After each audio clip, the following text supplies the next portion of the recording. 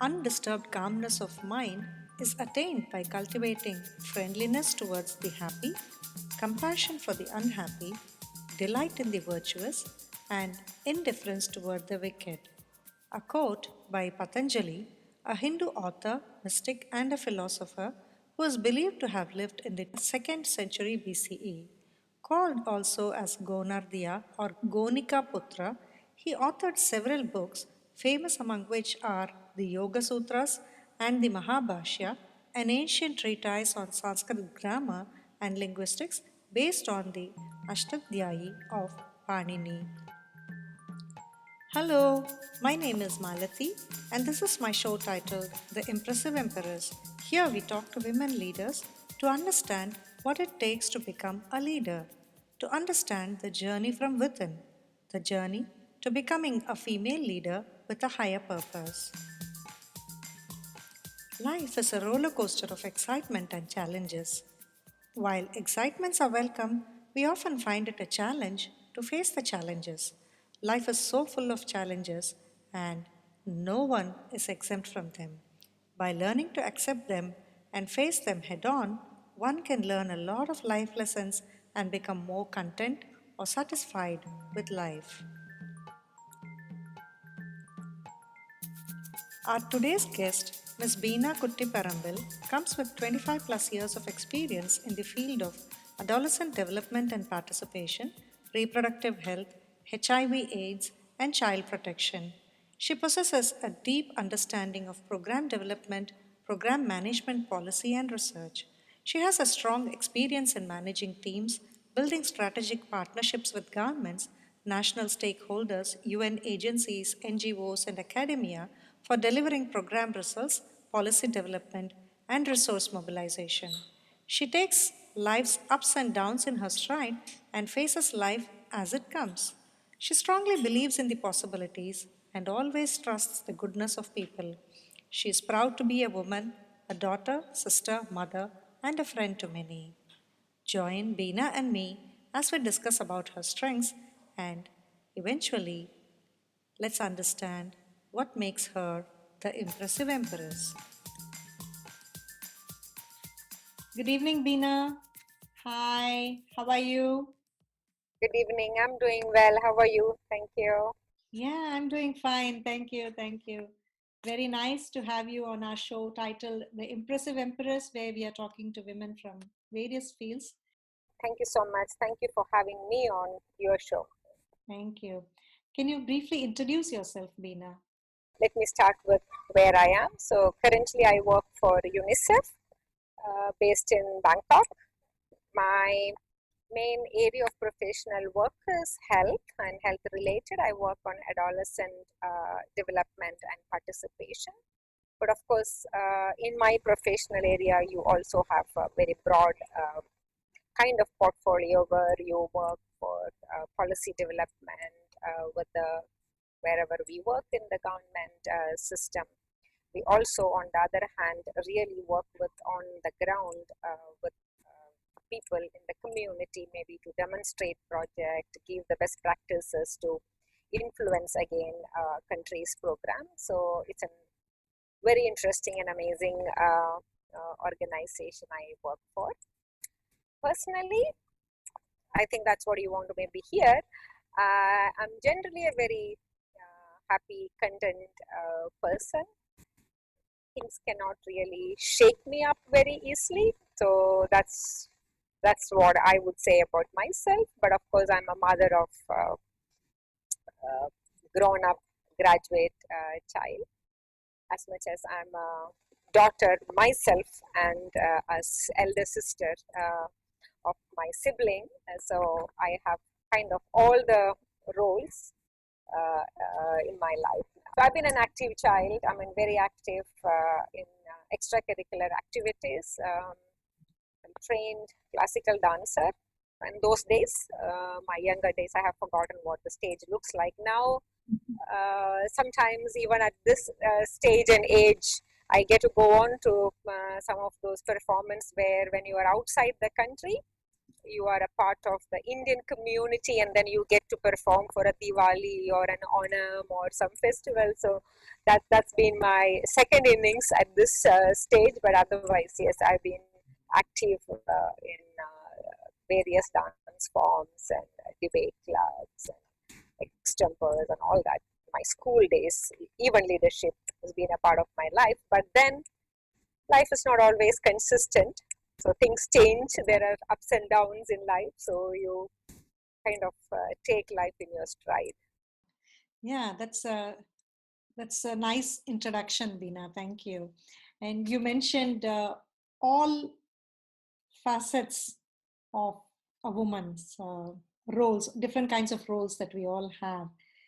And which is your favorite one, if there is one? What do you enjoy being the most? I don't want to hurt my daughter, but then maybe me being a daughter is is maybe the most easiest space. But what I really passionately enjoy is my role as a mother. When I say that, it's not only mother to one child. The what do you call the essence of that space? I would say is much beyond just one child or your own children in your own family, because I definitely want to say that here that feeling of motherhood is not when you give birth to a child alone. It's the way you look at life. I mean, if it be it nature, be it your work, be it how you conduct yourself, it's the core of a person. So some people feel that way. For me, yeah, that woman in me, I'm very proud woman. I never in my life thought that I want to be a man, because growing up stage, especially adolescents, many of your friends would say, oh, wish I was a man. With all the difficulties of being a adolescent girl and a child in India, where you have a lot of other issues of safety and traveling at the night, or those restrictions, especially when I was growing up in 90s, that was different. But even then, I don't think even for a day I ever thought I want to be a man. So I'm a proud woman. The Empress, in the title, the Impressive Empress, Empress is actually an acronym in that the first two letters, EM, actually stands for Embrace the Woman in You. And you have you have said it so beautifully about your role. Sure. Yeah. Thank you for that. It's a lovely way of bringing out a name in your show. How does it work for you being a leader and being a woman or being a mother? I also understand that you are a single parent, and how are you able to balance this? Oh, okay. So you stole my word. So for me, balance is the ultimate thing. I'm basically, or I believe, I'm kind of a balanced person. For me, being grounded and being practical is something which comes first, because leadership is not, according to me, not a position or somebody who kind of communicates and being there and leading. And I don't think that kind of an aura around leadership, which sometimes people misunderstand. This is all my opinion, right? Misunderstand is not my way of looking at leadership. Leadership is, what do you feel comfortable, what do you feel the peace at, because it's where you influence others, it's how you inspire people, your commitment, your passion. So these are things which is you, because skills, like any other leadership skills you hear and people strive to reach that, anybody can develop it. You need to, sometimes the level varies. So some people need to work hard for developing certain skills. Some people will have certain skills very handy. So that's a different a technical level. But for me, compassion, believing in people around you, trusting your team, trusting the people around you, those things are the core of a person. And for me, the leaders emerge from there.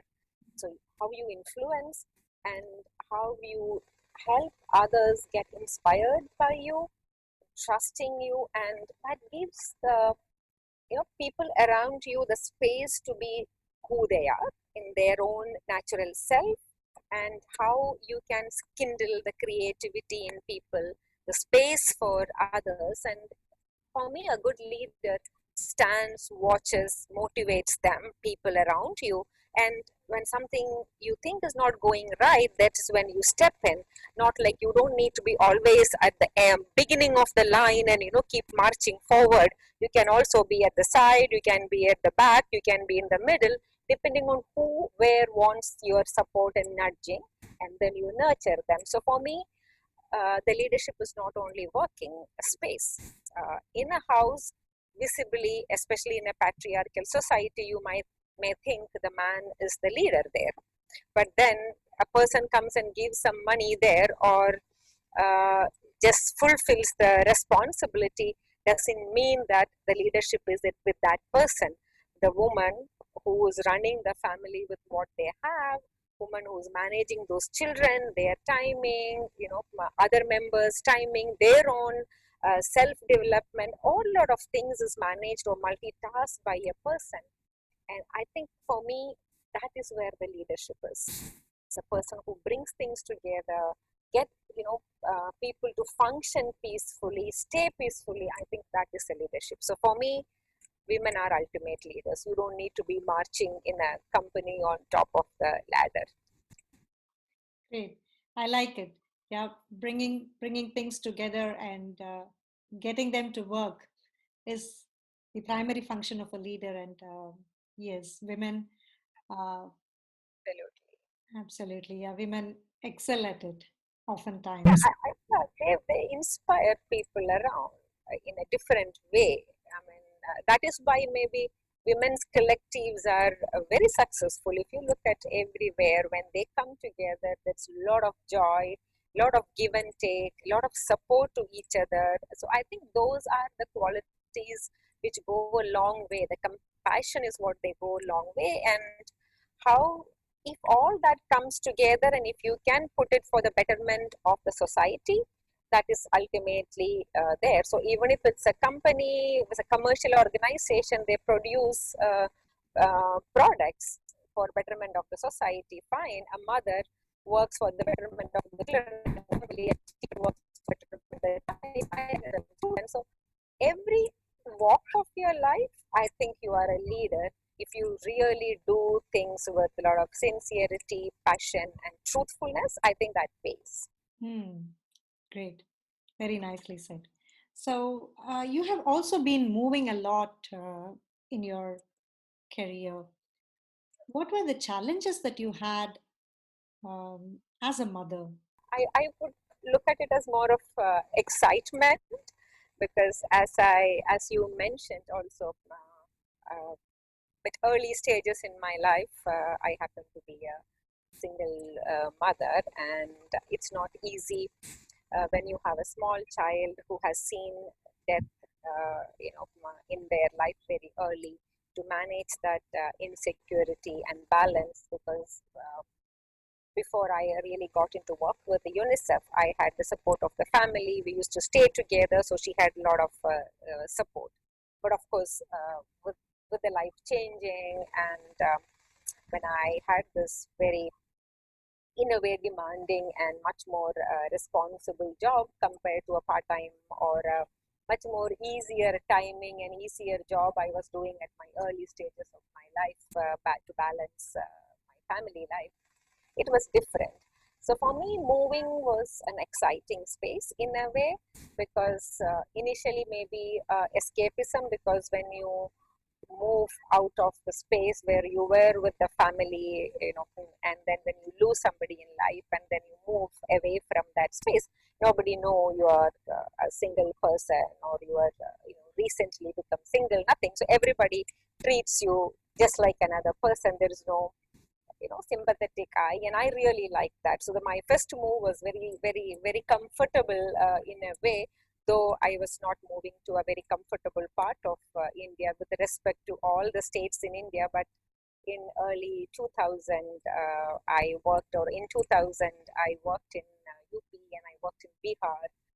So much later into my career only I moved to Hyderabad. So two difficult states at that point in time. We used to call them battleground states. I worked there. So that was that way different. But for me, these moves were very, very nice, because when you are in a smaller town or a smaller environment, it's less challenging as a single parent to a smaller town, and then the people are much more friendly and caring and supporting, because in a bigger city it's difficult. It's not that people are different or the people don't want to help you, because the distances are more and things like that. But culturally, yes, you keep learning every time when you move.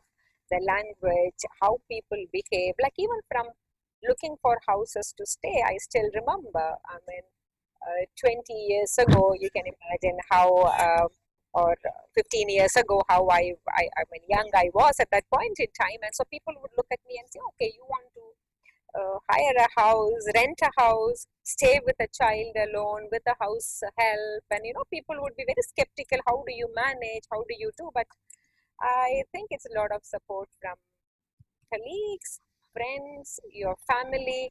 It's more than somebody being physically with you. I think people just giving you that space to do what you want to do, how you want to do, and then let you know that if you need, we are there. I think that is what for me is much more important than being um, physically around you and trying to control or kind of give you that protection sometimes. So for me, I think that is how even I got my daughter growing up. It was very interesting stage when you asking me. I'm looking back, even also to tell her, like I still remember it was very difficult for both of us to say the father is not there. I mean, so for a child to say that, everybody asks, when they see the mother, they'll ask in a new place, hey, where's your father? Is a father working abroad? Try to say father is no more, it's not easy. And I noticed that many times, and I didn't want that insecurity in her. So I remember once calling her and saying that, okay, I have seen it twice that, XYZ asking you, where's your father? You only smiling. So one, even they will think a 7-year-old don't know where the father is. That's really strange. Or they think you don't like your father, you don't want to say anything. So she was like, wow, that's the, I said, say it. It's difficult first time, difficult second time, but say it. I mean, it was not easy that way to balance, to make sure that the child doesn't feel insecure. And when you're a single mother, when I'm traveling, she will say, hey, if something happens to you while traveling, what will happen to me? And I can only say that nothing will happen to me, but there is no guarantee. Things can happen to you, but I'm assuming, that those things will not happen and I will be there for you forever. So it's not easy at the initial stages of a child nurturing and growing the child up. But once I think you develop that support system in where you are, which you carefully do it, I think it's very empowering for me and for the child, because you are independent on one side. At the same time, you have trustworthy people to fall back to if you need. I never had any bad or difficult experience. Yes, I needed to be careful where I take the house. I need to be very watchful that where my child gets down from the school bus, how much he has to walk, what is the place he is walking, who's my house help, who's coming and going. Yes, you need to have that, but you shouldn't be over obsessed with these things. Then you will spoil your life and the child's life.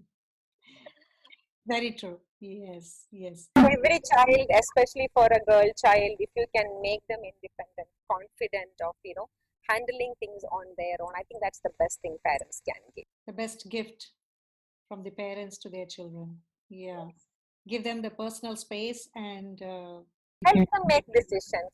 Ask them when they say it, they should at least feel that they had the choice, and then you can nudge them. Slowly mold them and say, this may not be the best thing, because maybe I was able to take life head on, I would say, without even a minute of thinking twice, to continue my work and leave alone with my child is thanks to my parents. I mean, if they wouldn't have given me the exposure and the confidence to move on, I'm not, I mean, I wouldn't say that I'm kind of a person who would anywhere in the crowd would stand out. But when I needed to face things, I stood out. So that's what I would say. Thanks for taking life head on and reaching where you are, because the kind of work that you're doing, working with the adolescent children, teenage children, teen pregnancy, and all of the other stuff with the HIV patients, it requires strength, courage, willpower. I don't know some of the words, adjectives that come to my mind. But I would like to know what influenced you to get into this particular field? As a growing up child in India, I mean, you know, for me, Mother Teresa used to fascinate me. I used to wonder, I mean, how can somebody be so selfless? No, don't want any comforts, just keep giving it to others. And she used to fascinate me. But at the same time, the profession I liked was what my father was doing. He's a doctor. So that was a profession which was I really liked. I used to see him working relentlessly, giving service to people. And somewhere these things must have been there in back of my mind when I was at a juncture where, like any other young person, I really didn't know exactly where I was going. So I kept studying what I liked. At the same time, I was not very sure what profession I was getting into. And of course, for the post graduation, I really needed to nail it, because I didn't have time to now waver and think whether I want to do science or whether I want to do maths. And I had a relative who was also doing a different stream of social work, but sitting and talking to different people to get my mind into the right direction. I wouldn't want to say what I was intending to do initially. I don't want to say that now, but then I would want to answer your question. And somewhere I thought the balance was that I had to be with people, I had to work with people, and I knew my space of happiness was when I see others happy. That was my nature. And okay, then I narrowed down to professional social work, because I don't think I could have been like a Mother Teresa, giving a selfless service and not having my life turning out to be at certain ways, or needed to be independent and having a looking after my family. So I said no, that may not work for me. So the balance. And of course I liked as I said, my father's profession. So I ended up doing medical and psychiatric social work, where I had social work part of it, and I also had a lot of exposure to the hospitals and the medical profession. But of course, at the end of it, somewhere along the line, my passion was to work with children, and that I realized, and then I said, yes, UNICEF is a place where I would be able to do that, and make a difference in many children's life in my lifetime. Hmm. Can you talk about one particular case that was very interesting for you? Of course, if you're allowed, and where you had contributed really for the betterment of the child. I wouldn't want to say about a particular case or something, because that may not be ethical without even even if I don't say names or whatever. But I can talk about recent work than maybe going back into my past work. So currently, one of the streams of work which has given me a lot of satisfaction, and which I also felt pretty unhappy as an unfinished business when I was working in India, and when I left India, was to work with children who've been convicted for officially saying that crime. For me, children are victims of circumstances, or children do things maybe sometimes manipulated by adults. For me, no child is born criminal. No child has any intention of harming anybody. So I want to say that first when I call them convicted. So for whatever reason, there are these children who in unfortunate circumstances, and they are held up hold up in an institution for long period of their life. But back here, of course, they do get go to school, or in the institutional schooling.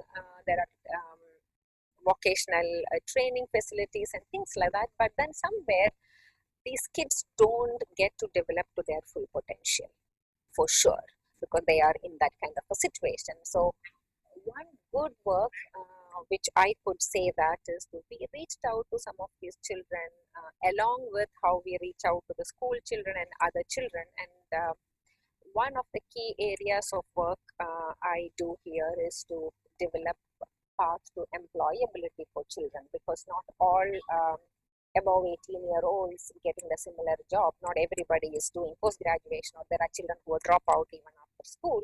So but earning and economic empowerment is a key aspect of the development of some of these children for their future. So when we ran the solution challenge for children, where people can participate and find a solution for a problem they face in their life, and then we support the best solutions through a computative process where the mentors are there. I don't want to go into process, but very, very ethically organized program. We select some of these solutions to be funded or supported by other agencies. So we bring agencies together and help them. So this particular piece of work, the children who have been convicted and in the juvenile training facility, they became one of the global winners last year through the solution challenge. And I have seen, so that team had only 4 children, and I have seen how they transformed their life in the 6 months of being with us, and how they inspired almost 6,000 children in different institutions, because all these institutions have been looking at now solution to see how the children could be given special training and special skills, so that when they go out of the system, they don't get sucked into any criminal society or go jobless. And those are the vulnerable situation where they get caught by other adults or situation and come back. So this has been something which of course need to be tried and tested for longer period of time. But I feel very, very happy when I look at these children who came and told me, one of them who was being punished for a certain crime for longer term, and he said, I never knew second chance can make so much difference in my life. And it kind of hit me so hard. I was thinking, all of us get second chance in our life, and these children are no different. And when he got the second chance, he really shined. When he could shine, and he could make many other children also think that they could shine. I think creating such role models is an amazing feeling. It is indeed. When life gives us a second chance, when we have good mentors around, good advisors around, then it is really helpful. Yeah.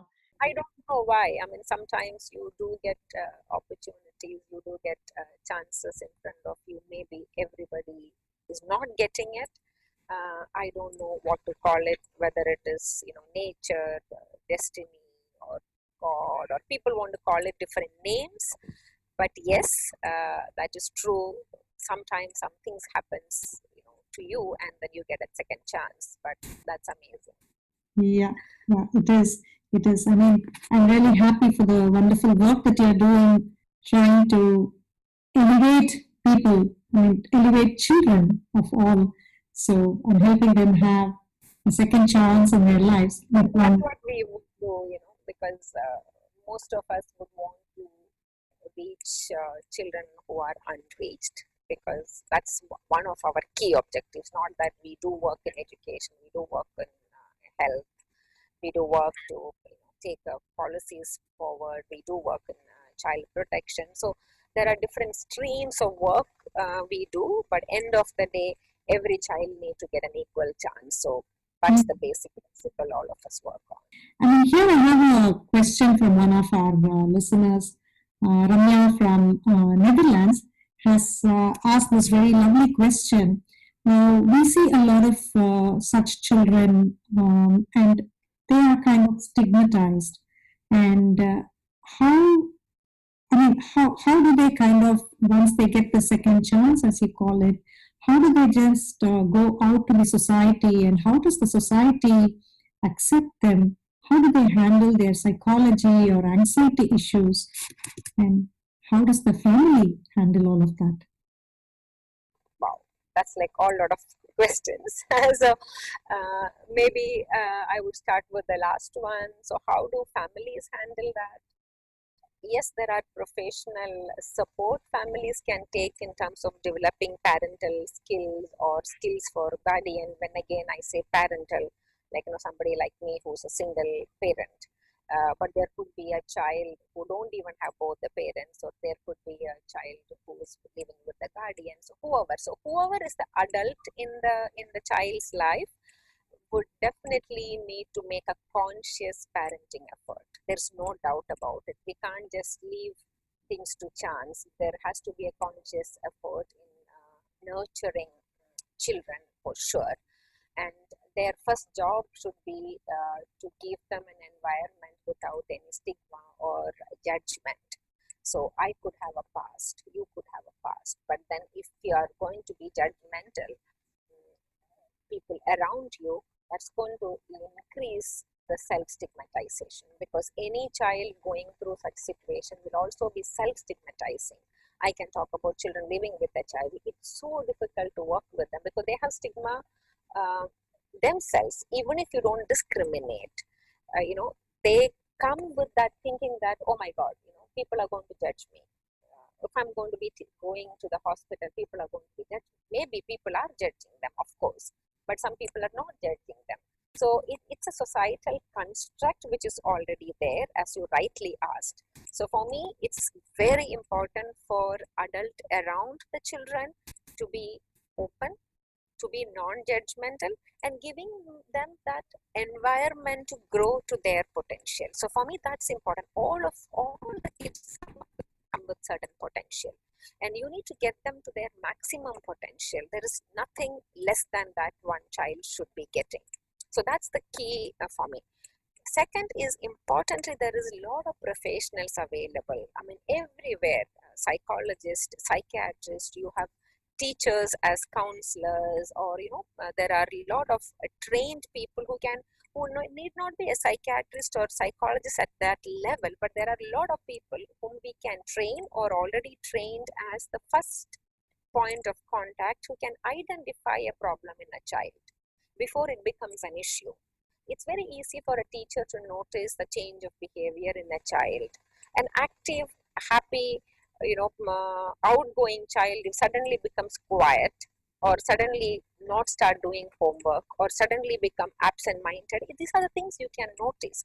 You need to help children with professional care. I think parents or adults themselves don't want that. I don't want to take my child to the doctor. What would others think? That's a huge mistake. I think we need to normalize mental health care, psychological care, as much as we care a child for fever. If there is slightest fever, parents sometimes overreact, right? We all know, like, oh, take the child, go. If the doctor is not available, you call doctor and say, can you please see my child, and all lot of things. But the same thing, if the child's behavior seems to be different, or you think the child need help, why are we not giving that help? So one of the major things which globally now happening, especially in the context of COVID, is mental health issues. Mental health seems to be a huge emerging challenge for people like us who are working with young people. What we could say is two levels. Professional help. Professionals need to be there. We need to make mental health accessible, child friendly, and also we need to create a lot of peer support, because children talk to other children first. So it's a good idea to create more young people be aware and helpful, so that they have basic tips and skills to help each other and nudge a friend to maybe go towards the professional help than making fun of them. So I think that's one of the key elements which I also want to maybe answer the person. It's not only the adult world. I think we need to also develop these young people. And the third point is online care, because kids, first thing they look at is now online. Google search, what is the symptoms, or what am I going through? Oh, I'm depressed, it's so what we need to do is to create platforms where children are. I agree, there are a lot of issues we need to look at. They shouldn't be getting abused online, bullying shouldn't be happening, they should get factual information. But every country, every government can mindfully develop online platforms where children can get first level of care and service, be it through asking question and answers like a chat, be it through online anonymous counseling, because you need to make a point of contact, develop confidence in a child, then give them the professional help. So it's not a difficult thing at all. Children are, such receptive and resilient people. I love to say this example, which I used to use in school education program way back in 90s. We'd say, if you have a bamboo and if you see a banyan tree, in a storm, banyan tree will stand straight and, survive. The bamboo will also survive. It will go with the wind this side and with the wind blowing onto the other side, then they come back and stand straight. Both those things survive. So there are different skills we have, different personalities we have. We need to have the right level of support, skills developed, that gives you resilience. And once the resilience comes, it stays with you lifelong. You will use it in different situations like this. Resilience. I mean, it's not only for the children or for any adult. I think it's more important for you as a social worker. Resilience, empathy, emotional intelligence. How did you develop them, or were you born with that? It's difficult to say because life is experience. And if you are mindful and conscious of those experience, um, I think it gets to you naturally, because there has to be some core beliefs in you to get there. So for me, uh, every human being is nice. That's my first premises. Nobody is bad. Nobody mean bad. So I start with trusting, and I start with looking at things positively. So that is where my basic thing comes from. So as you keep hearing the very most commonly used word is like, stand yourself, put yourself in somebody else's shoes. um, I don't know how to explain that, or that everybody knows everybody else, but for me, it's just that you look at your fellow human being, anybody that be.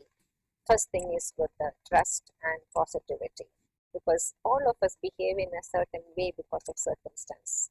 Today I'm sitting here and talking to you. Tomorrow, if I had some other hassle, and I might say, Malati, no, please, I can only talk 2 minutes. And you need to understand me that, oh, maybe there is a situation she is saying this because yesterday she didn't say that and she gave me, all answers patiently. So instead of saying she is rude, you may want to look at Beena and say, oh, maybe there is something else happening. I may want to be asking her, oh, is everything okay, or what is wrong with you? Or you may want to say that, okay, let her go today. I may want to come back to her the other day. I think that little patience, if we show to the people around us, I think we will create a lot of positivity around us. So for me, it may not be the best way. In many times, I also keep hearing even from my family, don't put others first. But for me, most of the time, that comes automatically or naturally. So as you're saying, where does that come? It must be your self-training over a period of time. It must be the environment, lovely childhood I had, the way my parents maybe, or the role models I looked at. So I can't say and exactly where it comes from. I think we all absorb things from the nature and develop certain things within us, and it comes from there. What, according to you, are the 3 or 4 most important skills required for one to be successful as a social worker? Let's take the word success out. Okay. because it's what you perceive, right? It's a perception.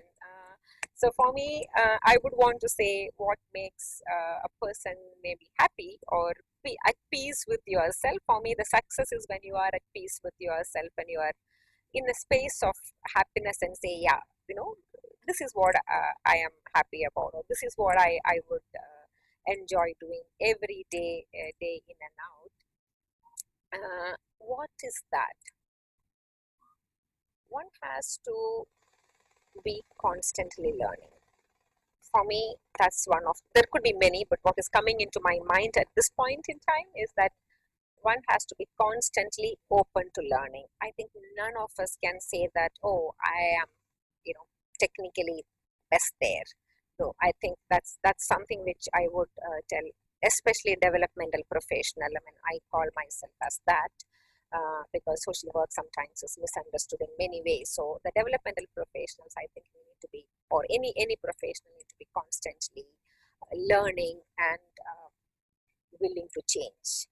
So learning and changing is, it's like a wheel. You learn, then you change, then you learn. So you are never stop changing, because if you are not willing to adapt, change, I don't think you can reach anywhere. The other critical point for me from my personal life is self-motivation. The motivation has to be within. If you look for external motivation, oh, I did this and my boss didn't say this, or I did that and somebody else took the show from me, or whatever, I don't think that would work long term. So if you want to be long term and in a space of happiness or a joy, the motivation has to be coming from within. That means it's your passion. And last but not the least one is consistency.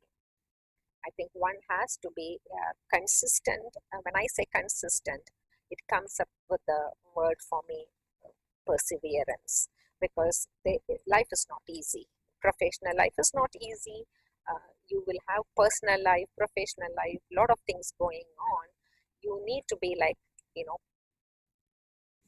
I wouldn't, I wouldn't give up.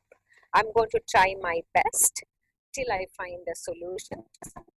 I could be again back to learning, back to looking at mentors, whatever way that is. I think it's important not to give up. Never say die. Never say die. Yeah. So you said, let's remove the success out of it. So, how then would you define success for yourself? My happiness. So if I am, I should be at peace. End of the day, there are difficult days. I'm not any different from anybody around, and I'm a very ordinary human being. And, there's no extraordinary powers or magic, or I'm not in an extraordinary position anywhere. But there could be hurts, there could be difficult days. But for me, my yardstick is that if that doesn't come to my mind tomorrow when I wake up, it's done. And some people ask me, is it practice? I don't know. It's just that I always pushed away the negative thinking or issues which has become a baggage, or which would have become a baggage, out of my mind all the time. So it could be over a period of time that become a practice. Today I don't need to do with anything consciously. So I come back from office, maybe, oh my God, this happened, this person misunderstood me and she said this, and maybe I could have said something else, or I shouldn't have said something. All this can happen to anybody. But then that heaviness, I think I come back, have a wash, eat my food, read something or watch something distractive, listen to music, whatever I do. End of the day, when I go to sleep, I should be able to go to sleep, wake up with a fresh, happy day, and I like looking forward to go back to the next day. So that's how it works for me. So that's my peaceful space. Success, everybody has different parameters. Some people plan with a goal. I don't have anything against it. You want to become something. It could be position, or somebody like me, it's the happiness and it's the peaceful space I am in. For somebody, it's what you want to create. So It's depending on what you define, but whatever you define and whatever you plan, you need to be practical and you need to be using common sense. For me, that's very important because you can plan, you can go up, step by step, and then in the time of Corona, there are a lot of uncertainties in life. So if there are things which beyond your plan and your control, because everybody is planning. So if all young people today have that thinking, I think half their heartbreak and mental health issues will not be there if you have that practical frame of mind when you make your plans and when you plan your life ahead and where you want to be, how much money you want to earn, what kind of a car you want. All that is fine. If that motivates you, I wouldn't have anything against it. But end of the day, everybody need to think there could be a COVID or there could be a stormy day and things can change a bit. So if you are not flexible to, again, I said, learn, change, it's going to be difficult. Very nice. So, how do you kind of handle your own emotions? I mean, every day is not going to be the same. And for a normal person like me, when I talk to someone who's not doing so well in life, least of all, someone who's convicted or someone who's an addict, is going to drain me both physically and emotionally. But you're dealing with such people, I think, all through your life. So how do you manage your emotions and still manage to give the broad smile? That's my profession. I chose to do it. So that's something which makes me in a better position because I chose to do a profession and then I am in one of the good places in that profession. So what else can I ask? So the smile comes automatically from the joy of that space I have. But on the other hand, in a way, I'm lucky. I'm not meeting people on a day-to-day basis with these kind of difficulties or emotions compared to maybe some of the counselors who meet them or community workers who really meet them. I used to do it in the early stages of my career for sure.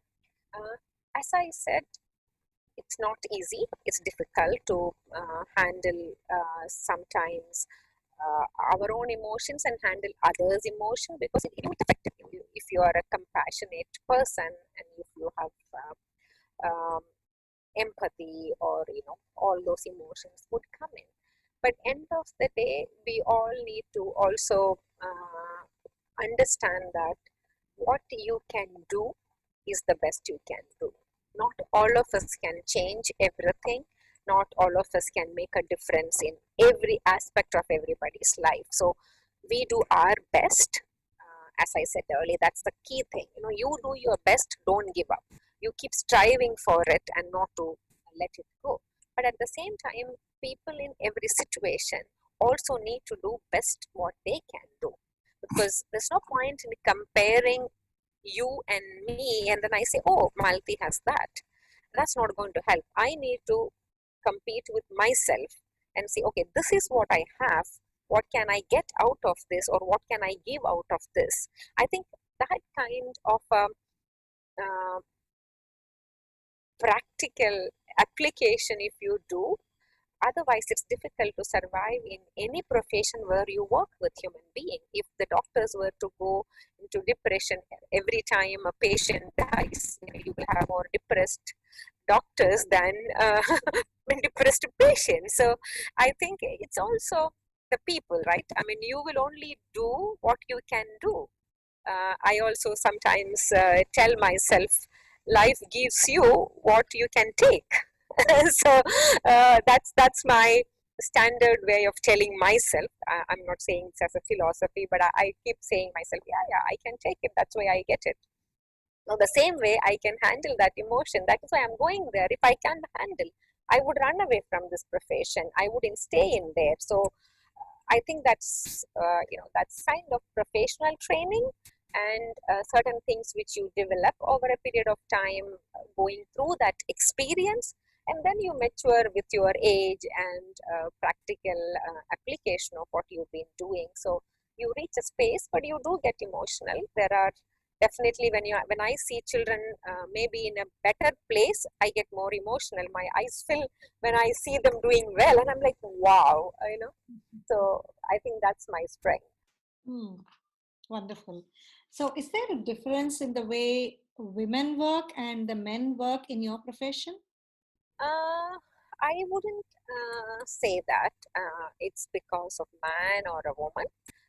I really don't think it's that difference is there. It's how each one of us train ourselves or get opportunity to do it, because as you're saying, there are a lot of societal norms and structures and the social constructs within which maybe generation after generation grew up.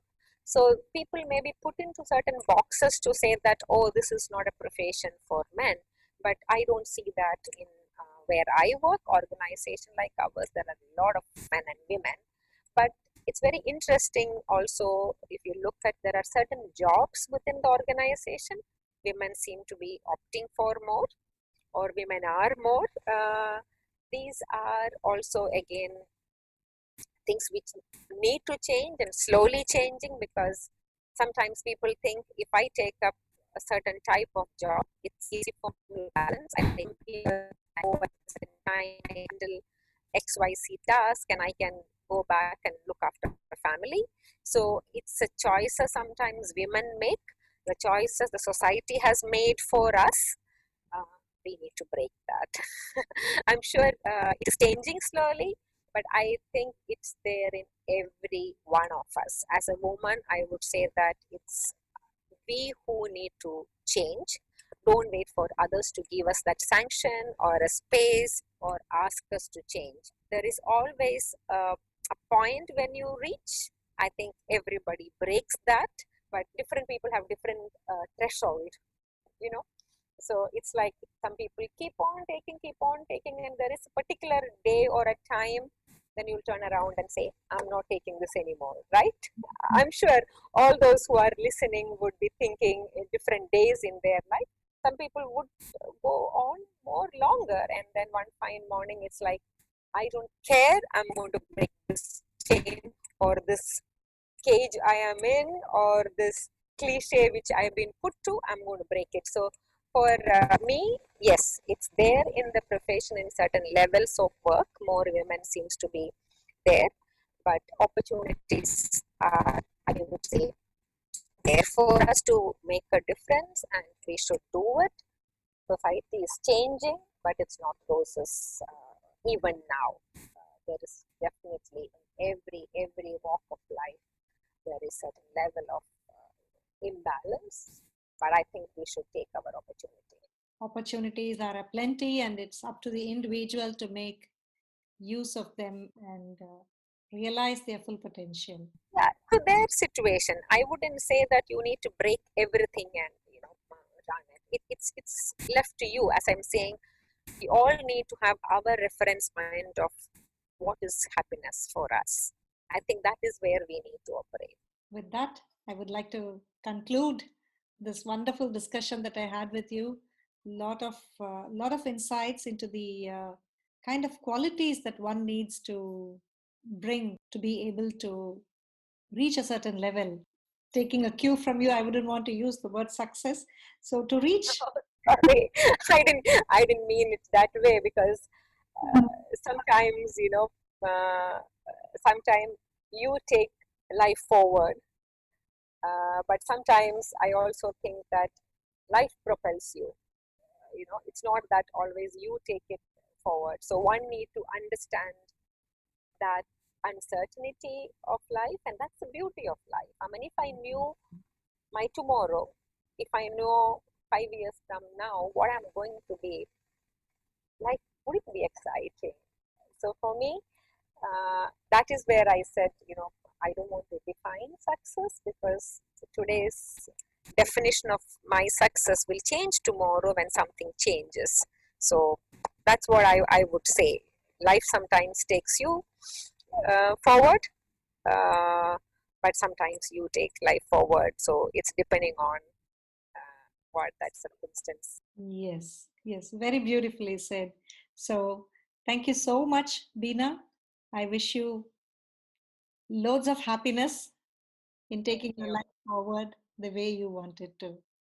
Thank you. Thank you. I wish success, happiness, health, and peace for all your viewers and all for all the endeavors, future endeavors of yours. Thank you so much, and thank you for having me on your show. Thank you. Thank you, Beena. All of us are leaders in our own ways. Everybody has it in them. It's a matter of how each one of us plays that role in a given situation. Coping with uncertainties at various levels, Beena has processed emotions, managed expectations, and emerged resilient with compassion and emotional intelligence. Constantly learning and adapting is the most important in personal growth. Looking forward to life with less baggage from the past makes each one of us live lighter and better, says Beena. I really am impressed with her one line summary of life. Sometimes you take life forward, sometimes life propels you. Either way, you will be the winner. Thank you, Beena, for being there serving the cause of the adolescents. Salutations to such inspirers in our lives. Thank you so much for listening in. I look forward to receiving your comments on how you like this conversation and if you found it inspiring. I'm also glad to receive any questions you would like me to ask our next guest. Do write to me at empress@bhogya.online. Also, please do visit us at Bhogya.online slash the impressive empress to get to know more of such leaders and how you can lead like the impressive empress.